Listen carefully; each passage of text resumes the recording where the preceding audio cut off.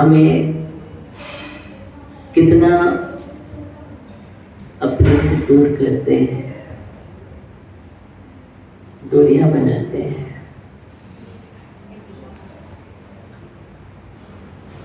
एक ऐसा तत्व है जिसके कारण हम भूले हुए हैं, विस्मित हैं स्वयं से। आज तक हम स्वयं को नहीं पहचान पा रहे हैं तो उसका कारण कोई दूसरा नहीं है, हम ही हैं। आज तक आप भगवान नहीं बने हैं, उसका कारण आप ही हैं, कोई और नहीं। ये मत सोचिए कि हम किसी के कारण ऊंचाइयों को प्राप्त नहीं कर पा रहे हैं या हमारा उत्थान में कोई दूसरा बाधक है, निमित्त है। नहीं, इस सोच को बदलना पड़ेगा मुझे। दुख भी पा रहे हैं तो उसका परिणाम हमारा ही, हमने ही बीज बोया है। मैं बार बार इसलिए कहता हूं कि इसका एक सच्चा श्रद्धान करो। जैसे हम श्रद्धान करते हैं ना, देव शास्त्रों पर श्रद्धान करना, वैसे तत्वों पर श्रद्धान करना भी जरूरी है। जब तक तत्व पर श्रद्धान नहीं होगा तब तक समृद्ध नहीं होगा। इस बात को भी मुझे ही स्वीकार करना पड़ेगा कि कर्मों के कर्ता भी हमें और भोक्ता भी हमें। ये भी मुझे ही स्वीकार करता है, और कर्ता और भोक्ता को समाप्त करने वाले भी हमें। कर्तृत्व, भोक्तृत्व और मुक्तत्व तीनों ही हमारे अंतर्गत होते हैं। ऐसा भी नहीं कि सिर्फ आप करता है, ऐसा भी नहीं है कि आप सिर्फ भोगता है, और ऐसा भी नहीं है कि आप तो शुद्ध ही हैं। अगर आप कहते कि हम शुद्ध ही हैं तो सदाशिववाणी में चले जाएंगे। मिथ्या दर्शन हुआ सदाशिववाणी, वो कहता है शुद्ध ही है। अगर तू शुद्ध है तो वह संसारी कैसा? इस दर्शन की बात करना हो जाएगी, थोड़ा आगे बढ़ना हो फिर सरल हो जाएगा।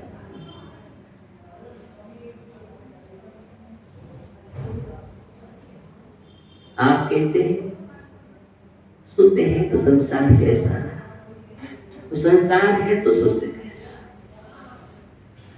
अभी आप लोग संसार में हैं, किसमें हैं?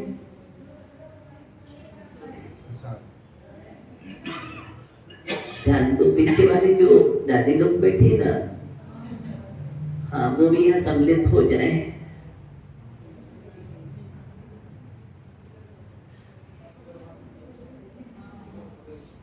तो हमारे जीवन में मैं ये कहना था, इस बात को मुझे जानने की आवश्यकता है। समझो, अभी तक हम परार्थ को परार्थ नहीं मान रहे हैं, स्वार्थ को स्वार्थ नहीं मान रहे हैं। परार्थ से ऊपर उठे तो परमार्थ मिले। कहां से? परार्थ से ऊपर उठने के बाद परमार्थ की यात्रा प्रारंभ होती है। जब तक हम परार्थ में रहेंगे तब तक परमार्थ मिलने वाला नहीं है। परार्थ की दृष्टि में परमार्थ दिखाई नहीं देता, और परमार्थ नहीं तो परमात्मा कैसा? हम देखें, समझें कि आज जो हम जहां हैं, जी रहे हैं, जहां उलझे हैं, जिनके कारण हम कसाई कर रहे हैं, जिनके कारण हम क्रोधी बनते हैं, जिनके कारण हम मानी बनते हैं, जिसके कारण मुझे अहंकार हो रहा है, वो तुम्हारा है क्या? जिन पर तुम अहंकार कर रहे हो वो चीज तुम्हारी है क्या? पूछना। अपने से। जितना भी तुम्हें गुमान है वो पर वस्तु का है, सब पर वस्तु है, लेकिन उसमें तुम भूले नहीं समा रहे हो, उसमें भूले नहीं समा। अगर तुम्हारे पास कोई पैसा रख जाए कुछ समय के लिए, एक खोखा रख दिया, हाँ, कहा कि आप संभालो, हम अभी महाराज को आहार दे के आ रहे हैं। तो फिर चला गया, आहार दे रहा है, और आप एक खोखा लेकर के इतने खुश, देखो मेरे हाथ में एक खोखा आ गया। वो खोखा क्या स्वयं कह रहा है, तो खोखा ही तो है। समझ रहे, खोखा किसे कहते हैं? और खोखा किसे कहते? दो अर्थ होता है, हाँ। लेकिन हम इतने समय के लिए तो इतने खुश हो रहे, इतने खुश हो रहे, देखो मेरे हाथ में, अब खुश हो रहे थे और वो हार दे करके वापिस आए, भैया दो हम जा रहे हैं, और उसने अपना खोखा ले लिया। क्या हुआ? उसके पहले खोखा नहीं था, फिर खोखा आया, फिर नहीं है, क्या हुआ? छोटू भैया, परिणामों की दशा देखो। उस क्षण के लिए हमने खोखा ले लिया तो हम खो गए। क्या हुए? हम खो गए खोखा में, भूल गए अपने को, और लेने के बाद हम वहीं के वहीं तो हैं, लेकिन वो कुछ क्षण का जो खोखा हमारे हाथ में आया था, उसमें हम अहंकार कर रहे थे कि मनुष्य पर्याय, ये संपत्ति, ये धर्म, ये वैभव, ये संपदाएं, जितने फल, जितने भी है सारी सुविधाएं, बहुत एक संसाधन, ये सभी के सभी जितने तुम्हें दिखाई दे रहे हैं, ये सब क्या है? बोलो, उसी खोखा की तरह है। तुम कहते हो मेरा है, मेरा गुमान कर रहे हो, मैं बबनपति हूँ, बबनपति हूँ, और बबन कहता है झूठ बोल रहा है। इसके पहले इसके पिता भी ऐसा ही बोलता था, दादा भी यही कह रहे थे, दादा के दादा वो भी यही कह रहे थे। बबन हंसता है, मैंने तो कितनों को देखा है, ना दादा के दादा है ना दादा है, फिर भी दादागिरी करता है। आश्चर्य होता है, हाँ आश्चर्य थी, लेकिन उस बबनों में, कोटियों में आज तस्वीरें टंगी है। क्या टंगी है? तस्वीर टंगी हुई है, जिस पर एक माला पड़ी हुई है।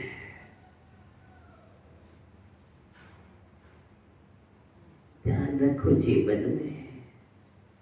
तुम कहते हो माला माल है, माल है, माल का अहंकार है।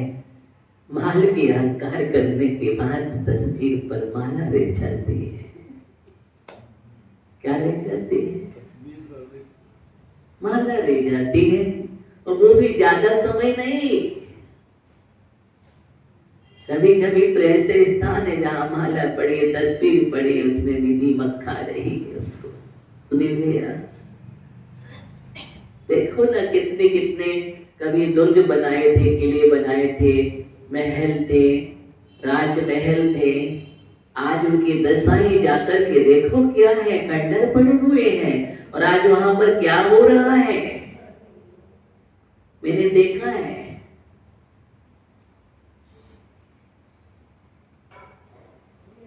कभी उनको भी तो यही गुमान था। इसलिए मैं ये कह रहा हूं कि अहंकार तो किसका, अपना विषय वही चल रहा है, किसका, किस वस्तु का कर रहे हो, ये तुम्हारी नहीं है। इस सब सोचना, अंदर से विचार करना, ऐसी श्रद्धा बना करके रखना। इसलिए मैं कह रहा हूं, अगर तुम्हारी ऐसी आस्था बनी रहेगी तो तुम उसमें आसक्त नहीं होगे। क्या नहीं होंगे? आसक्त नहीं होंगे।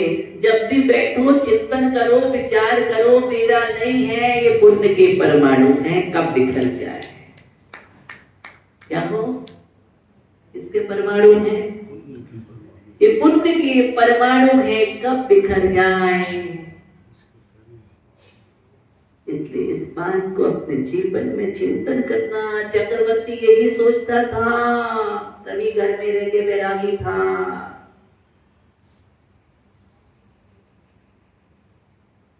राम के भरत भी यही सोचते थे, प्रतिपल, इसलिए घर में रह के वैरागी थे। प्रतिपल, ये मेरा राज नहीं है, ये मेरा वैभव नहीं है, मैं तो भाई की और पिता की आज्ञा का पालन कर रहा हूं। वो भी कब तक?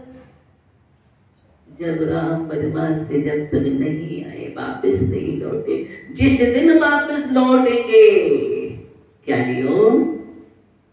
उसी दिन मैं राजपाट छोड़ करके चल दूंगा। भैया तुम अपना संभालो, मैं तो उसकी रक्षा कर रहा था, इसका स्वामी नहीं था। क्या था? स्वामी नहीं था, स्वामित्व बुद्धि नहीं थी, इसलिए घर में रह के बैठे। स्वामित्व बुद्धि नहीं, कभी भी अपने आप को सम्राट नहीं माना, कभी राजा नहीं माना। वो भरत पल पल में मुनि बनने की भावना, वो समय कब आए, कौन सा पल आए कि मैं जाकर के शुद्ध उपयोग में लीन हो जाऊं, निर्गत दशा का वेदन करूं, निर्विकल्प समाधि में डूब जाऊं, समरसी भाव में डूब जाऊं, अपने आप को निहारूं, अपने वैभव को निकारूं, अपने परमात्मा को प्रकट करूं। ये पल पल की भावना, ये भावना एक है घर में रह करके वैरागी, इसका नाम है वैरागी। हम एक जन को दृष्टांत देते हैं भरत चक्रवर्ती का, या भारत का दृष्टांत तो देते हैं। क्या हम हैं भरत जैसे? है क्या भावना? क्या हम कर्तव्यों का पालन कर रहे हैं? क्या आत्मबोध हो रहा है? क्या पल पल में सजग है, पहले सावधान है? क्या ऐसा वैराग कहाँ है? तुम तो राग में उलझे हो, अहंकार करते हो, और राग देश में उलझ करके कहो नहीं, घर में रह करके भरत वैरागी था। ऐसा कोई नहीं है, कोई बिरला जीव होता है, कोई बिरला जीव होता है जिस प्रकार का कहे, अरे कहाँ है ऐसा कोई भरत? तुम्हें सत्ता मिल जाए तो तुम तो कहोगे, राम वापस आएंगे, भैया अब तुम गाएगा, सत्ता तो मेरी है। देखो हमने पूरा समझ रहे ना, कानूनी कार्रवाई करके सब अधिकार जमा लिया। अब आपका एक अंश भी नहीं है, जाओ भी यहां से।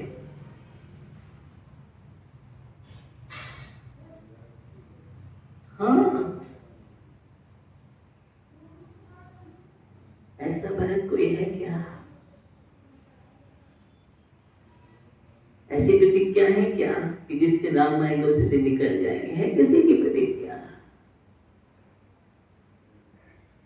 इधर राम का स्वागत नगर आगमन हुआ, तैयार खड़े हैं, भाई से मिलेंगे और बस निकल जाएंगे। वो निकल गया जीव,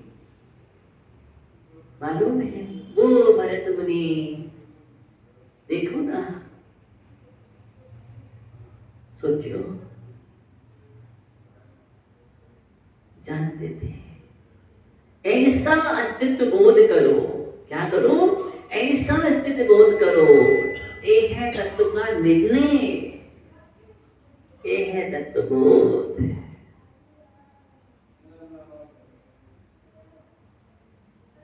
ऐसा बोध चक्रवर्ती भी अपने 6 खंड का संचालन करते हुए प्रतिपल कहता है 6 खंड मेरा नहीं है।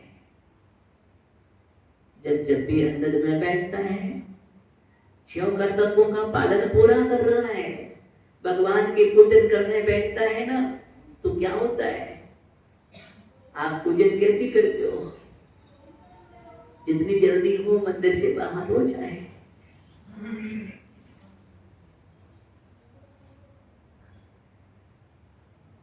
देखो फटाफट, हाँ कितना समय मिलता है, मंदिर खाली कर ले। 9 बजे तो मंदिर खाली।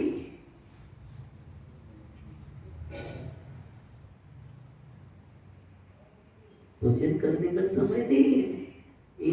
चंदन तंदुल, ये लोग भगवान का अर्घ्य। भगवान अब हम चले, सुबह से आए थे, थोड़ा जल्दी लगे।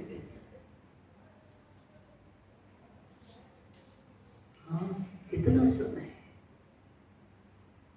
तो कुछ लोग तो वो भी सोचते हैं कौन करे अभिषेक, हम सीधा चलते हैं, उधर चंदन तंदुल कर लेंगे, भैया तुम दिखा देना तो हम देख लेंगे, क्योंकि हम करने लायक नहीं है। अभिषेक करके चलेंगे, करने लायक ही नहीं है, इसलिए हम जो हाथ जोड़ करके कर लेते, देख लेते हैं। अब करने को जिनमें पात्रता होगी वही तो करेगा। सबको अधिकार नहीं मिलता है, बहुत पुण्य चाहिए इसके लिए। क्या चाहिए? बहुत पुण्य चाहिए। ऊपर के भावों को बनाने के लिए बहुत पुण्य चाहिए। सत्ता में बहुत पुण्य चाहिए। आज हम नीचे गिरने के लिए तो तैयार है, ऊपर उठने के लिए बार बार प्रेशर देना पड़ता है, बार बार, फिर भी नीचे आ जाता है वो। ये हमारी दशा है। बार बार संबोधन देने के बाद इतने संबोधन, इतने गुरु आते हैं, इतने संबोधन करते हैं, फिर भी कोई फर्क नहीं पड़ता। बोले कोई फर्क नहीं। प्रकाश चंद जी, इनके पिताजी ने एक संबोधन दिया था, बेटा तू शादी कर ले। एक बार कहा था, तत्काल घोड़ी पर बैठने तैयार हो गया। विचार करो, संसार में बसने के लिए अभी कोई संसार की बातें करो, राग रंग की बातें करो कि तुम ऐसा कर लो, तत्काल तैयार हो जाएगा करने के लिए। ज्यादा उपदेश की आवश्यकता नहीं पड़ेगी।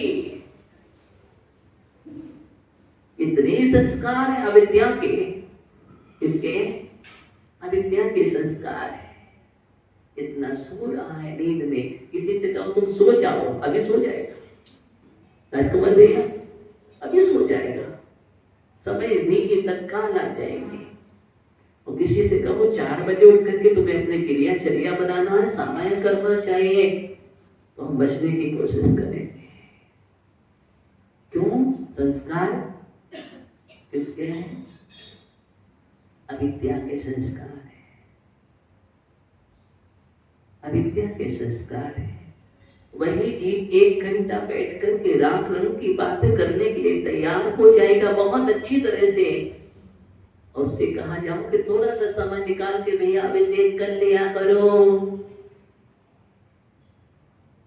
तो उसमें सोचना पड़ेगा क्या बात। महाराज बार बार कहते हैं, डेली कहते हैं, सब क्या करूं। कभी कभी बात मान लेता हूँ, 1 आध दिन धोती पहन लेता हूँ, उसके बाद में ये सोचता हूँ ये जीवन का कितना बड़ा प्रमाद है। नहीं अब समझो क्या करो, अब सत्य बात को कहे बेजा रहा नहीं जाता, इसलिए मैं कह देता हूँ।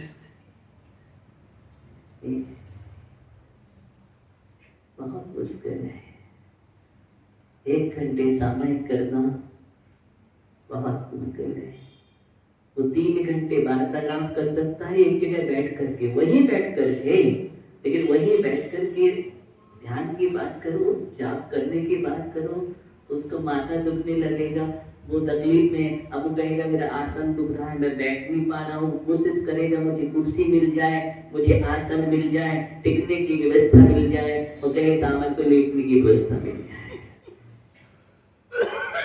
हो गया काम। धर्म के लिए, परमार्थ के लिए सोचो हम कितना प्रमाद चाहते हैं, फिर कहाँ नष्ट करते हैं और संसार के लिए हरदम तैयार है, हरदम तैयार करें। भजन में कुछ बोल रहे हैं किसके लिए? पाप कमाने के लिए ना, कहाँ वक्त निकलने वाला। सोचो, विचार करो, उसके लिए तुम्हें कहाँ जाता है? थोड़ा सा समय निकाल लो, थोड़ा सा समय, मनोज पाटिल डेरे अभिषेक को थोड़ा समय निकाल लो। इतना कहाँ जा रहा है? ओहो, मतलब आपको भगवान बनाने के लिए गुरु इतनी प्रेरणा देते हैं, सोचो, उसके बाद भी नहीं, समझ में नहीं आ पाता। क्यों? इतना प्रमाद कैसे? और अगर इसको अभी जो है, नहीं कह रहा हूं, थोड़ी सी समस्या आ जाए और फिर कोई बदला दिया जाए कि तुम्हें ऐसा विधि विधान से करना, इतने दिन पूरा बराबर 27 दिन, क्या दिन कहूँगा, अभी 27 दिन की साधना करने तैयार हो जाएगा कि बराबर करेगा, निरंतर सुबह से आकर के बिल्कुल दीपक जला करके, जाप करके, आसन करके, अभिषेक पूजा सब करेगा। बोले तुम्हारे ऐसे ऐसी समस्या दूर हो जाएगी। चुप नहीं करेगा उसमें, क्योंकि उसमें भी संसार छिपा है। क्या छिपा है? उसमें संसार छिपा है और इसमें परमार्थ छिपा है। इसलिए कीमत किसकी की? संसार की। किसकी कीमत की? संसार की कीमत की।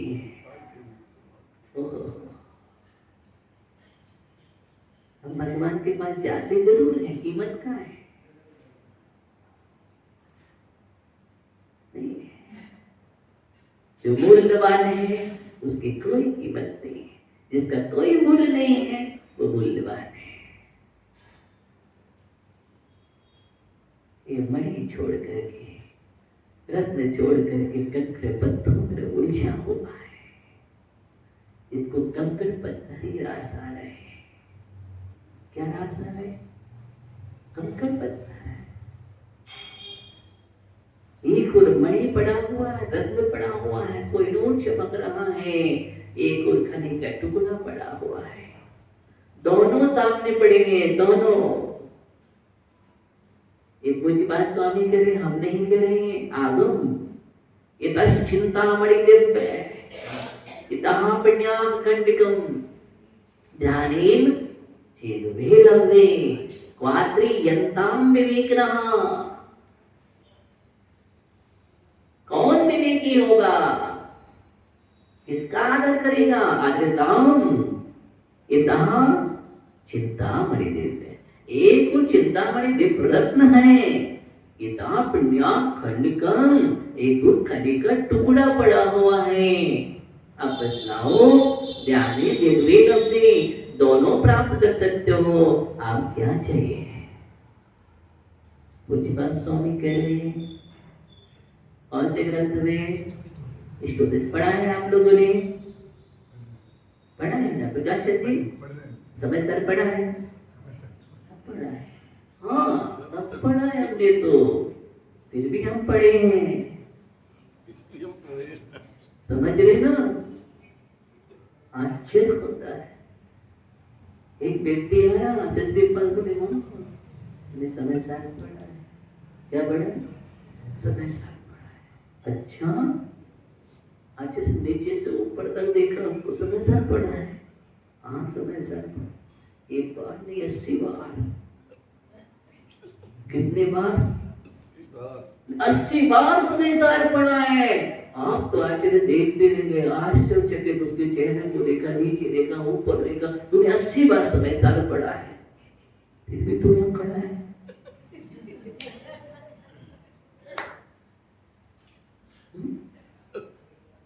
तो एक बार समय सार पढ़ा तो देखो, तू 80 बार पढ़ करके खड़ा है, कहाँ पढ़ा है?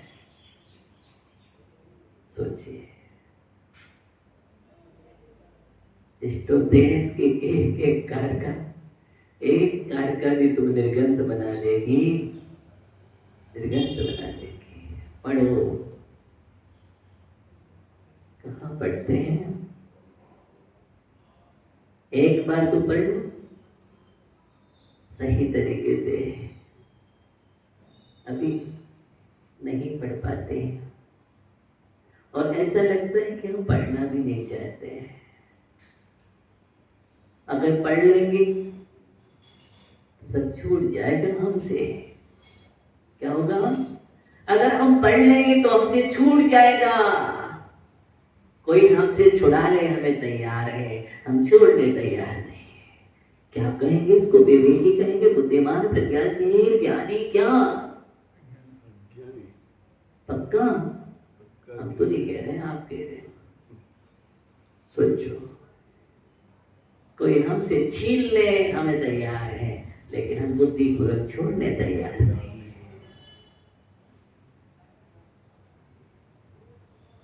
ये विवेक नहीं है, ये ज्ञान नहीं है, ये प्रज्ञा नहीं है। ध्यान रखना, यही हमारे जीवन में अज्ञान बढ़ रहा है। ये पदार्थ का सही बोध नहीं, अनवबोध है। क्या है? अवबोध नहीं, अनवबोध। बोध नहीं है, और बोध नहीं तो बोध ही नहीं, और बोध ही नहीं तो समाधि नहीं। ध्यान रखना, बोध होना चाहिए जीवन में। क्या बात चल रही है? याद है? अहंकार। कितने अच्छे से बोलते हैं आप, बोलो ना। अहंकार, उसमें कार लगी है और कार पर बैठना अच्छा लगता है ना। और कार ना हो तो जीवन बेकार लगता है। जिस घर में कार ना हो ऐसा लगता है बेकार है। पड़ोसी के पास तो कार ही कार है, हमारे पास कोई कार नहीं है, बेकार है।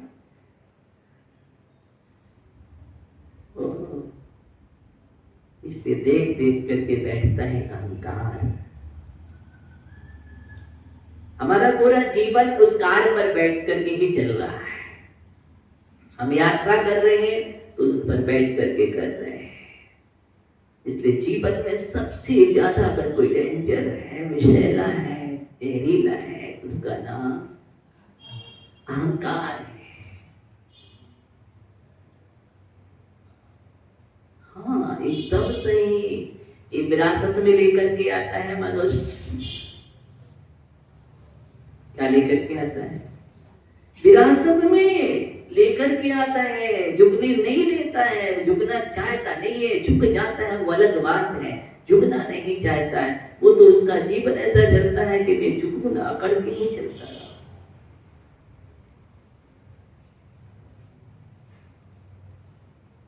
झुकना पड़ता है। कई लोग तो भगवान के सामने भी झुकते हैं, देखो ना। कभी कभी सोचो, बहुत मुश्किल होती है। विचार करो, सोचना है मुझे, मैं क्या कह रहा हूं।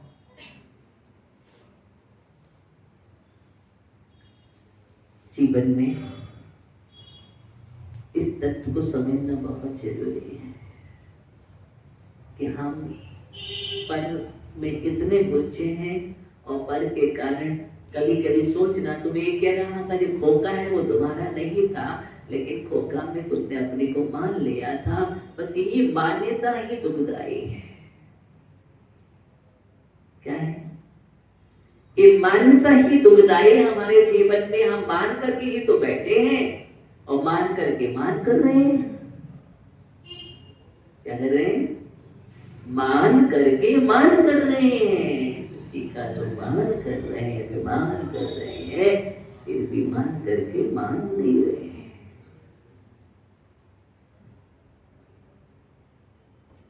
सोचना,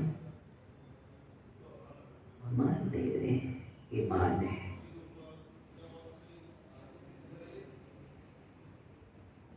वाली बात। तो कहाँ कहते हो? तो हम कहाँ मान करते हैं? कहाँ मानते हो? आप कहाँ कहते हो कि ये मान है? अगर ये आपको मालूम चल जाए कि मान है तो मान नहीं है, फिर तो मान जाएगा। क्या होगा? मान जाएगा। उस व्यक्ति ने चित्त तत्व का चिंतन किया, ये सब दिख रहा है एक कर्म का है, मेरा नहीं है। किसका है?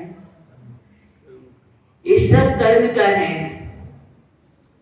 कर्म का फल है, आज उदय है, कल अस्त हो जाएगा। क्या होगा ज्ञानी? आज उदय है, कल अस्त हो जाएगा। अच्छी अच्छों को अस्त होते देखा है और उदय होते देखा है। ये अस्त उदय का नाम संसार है। होता है ना, अस्त भी होता है, उदय भी होता है। कितने कितने लोगों को देखा है कि जो कभी उदयाचल में थे तो अस्ताचल पे पहुंच गए। उनके जीवन की दशाएं तो देखो जाकर के, जो कभी महलों में थे वो आज कहाँ है, और जो कभी सड़कों पे थे वो कहाँ है। ये तो पल पल का खेल है कर्म का। इसलिए कर्म के फलों में हर्षित नहीं होता ज्ञानियों। क्या नहीं होना?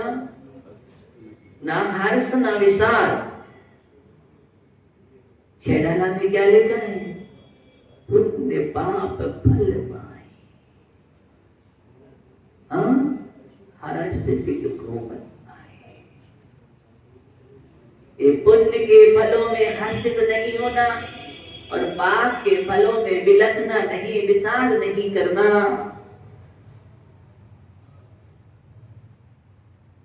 ये जीवन का सबसे बड़ा प्रसाद है। क्या है? ये जीवन का सबसे बड़ा प्रसाद है ज्ञानियों। हर्ष भी नहीं और विषाद भी नहीं, उसी को जीवन का प्रसाद मिलता है। प्रसाद माने विशुद्धि। प्रसाद माने विशुद्धि की बात कर रहा हूं। मनहा प्रसाद को विशुद्धि बोलते हैं। हृदय के अंदर जो प्रसाद गुण है, प्रसाद गुण विशुद्धि है। जो हर्ष विषाद नहीं करता वही तो विशुद्धि बनाता है। हर्ष वाला भी विशुद्धि में नहीं होता है और विषाद वाला भी विशुद्धि में नहीं होता है। हर्ष वाला अहंकारी होता है और विषाद वाला भी शोधरे हो जाता है। तो दोनों ही विशुद्धि में नहीं है। बस इस तत्व का चिंतन करो जीवन में। जो सारी वस्तुएं हमें दिखाई दे रही हैं, जिस सब कर्म से हैं आपके पास, और कोई कारण नहीं है। हम देखते हैं, पलक झपकते हैं, हमसे दूर हो जाते हैं। दूर होते भी देखा है हमने, पास होते भी हमने ही तो देखा है। और कभी कभी देखा करो,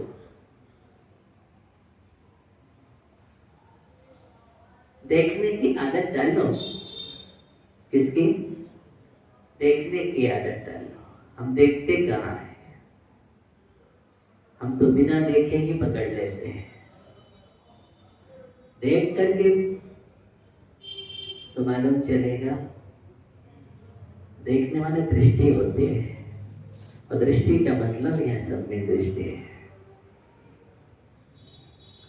हम देखेंगे तो पकड़ेंगे नहीं। हम मोहांत होकर के, रागांत होकर के पकड़ते हैं, तो उसको तो अंधा कहा है, दृष्टि कहाँ है? क्या कहा है? दृष्टि कहाँ है? इसलिए हे ज्ञानियों, अपने दृष्टि को खोलो, थोड़ा सा मोड़ो, खोल करके तत्व को समझो। ये अहंकार हमें कभी भी किसी को ऊंचाई देकर के नहीं है। अगर एक भी एग्जाम्पल बता दो इतिहास पुराण में, कोई भी उदाहरण लेकर के, किसी अहंकार ने किसी को ऊंचा बैठाया हो या ऊंचों पर ले गया हो। अहंकार का इतिहास पतन का इतिहास है। किसका है? पतन का इतिहास है। पूरे पतन में जाकर के देखो। किसका? पतन का इतिहास बड़ा बड़ा हुआ है। इसलिए अहंकार के शिखर पर मन बैठो और हम का शिखर बनाओ। किसका? अहंकार के शिखर पर नहीं बैठना है, वो शिखर स्थायी नहीं है, कभी भी ढह जाएगा। बैठना है तो अर्यम का, और अर्यम के शिखर पर जो बैठा है आज वो त्रिलोक चूड़ामणि बनकर के बैठा है। उसी को हम नमन करते हैं, वंदन करते हैं। किसको करते हैं? उन्हीं को हम नमन करते हैं, वंदन करते हैं। हे मानव, तुम इस गति में आकर के अपने आप की पहचान करो, मानवीयता जीवन में लाओ, मान को अलग करके देखो। मनुष्य से मान माइनस हो जाए तो महान बन जाए। समझ रहे? मनुष्य से, मानव से मान को माइनस कर दिया जाए तो महान बनता है। गणित का सूत्र दे रहा हूं, सूत्र है जीवन में। इस सूत्र को अपने जीवन में जोड़ो। समय आपका हो गया है, और जो कह रहा हूं उसको छोड़ो। इसको जो कह रहा हूं उसको छोड़ो, और जो मैं कह रहा हूं उसको जोड़ो, और थोड़ा सा दृष्टि को मोड़ो। ओम नमः शिवाय।